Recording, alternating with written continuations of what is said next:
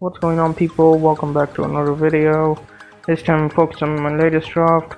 I've done my first draft a couple days ago, and I had some dabble around and made some changes, particularly like 9 changes to my draft. So let's get into it. First up in goal, it's Raya and Turner. I know it's a lot spending on goalkeeper, but I think Raya is worth it.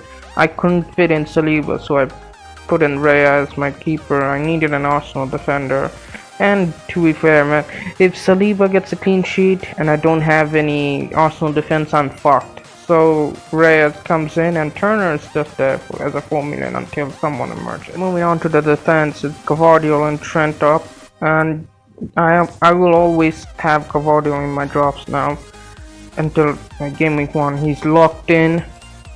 He's one of those players I won't be removing. Trent is there because I don't have Salah in this draft. Yes, this is a Salah-less draft. And the 3 cheap defenders are Mikalenko, Harwood, and Anderson. Because I saw a thing from FPL Harry about they go along really well with rotation. Like each of them go really well. Like switching in and out between them works out really well, so it was too good to ignore, so I put them in. In midfield I have Eze, Golden, Nkunku, Son, and Hudson-Odoi.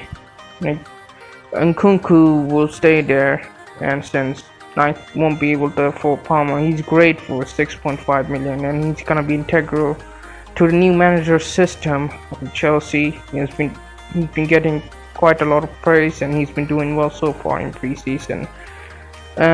And Eze is gonna be staying there until if he moves to Spurs, then I might remove him. But for now, he's gonna be on penalties and some set pieces for Crystal Palace. Hudson-Odoi, he's a flair player. Like Nottingham Forest's fixtures are good, and Hudson-Odoi comes at just 5.5. Mark Sutton, who's an Forest fan, said he looked so well last season, the end of last season, and he thinks that he's gonna be the best performing player of the season for Forest, and he's been looking sharp. I will say that in the preseason he's been looking good so far. And there's Son as well, the new entry. I just picked him because I think the first pictures are good. There's also Saka. A lot of people are picking Saka at 10 million range. I think we got to have one. I think 10 million range players so that we can switch in and out between Son, Saka, and Palmer. I picked Son for now because Leicester away should be a good fixture for him. He can play in that counter-attacking style, or just be as a striker and just, absolutely wreck that defense apart. Leicester's defense isn't that strong. And finally, it's Gordon. Gordon's there because he's really good. Just has good fixtures, really good underlying stats. And Southampton, their manager said that they're just gonna play the way they want. Then just because they're in the Premier League, they won't play like a low block or something. So Gordon's gonna suit that matchup. He's just gonna counter-attack that Southampton defense and score an assist. And he's just 7.5. He's one of the highest owned midfielders in the game. Front is Stewart, Haaland, and Isak. Haaland is the one. We have to go by what we know, and Haaland, we know that how he plays and how Pep Guardiola is gonna play him, and he's gonna start in most games, and he's looking so much sharper than Salah or any other player in that premium bracket.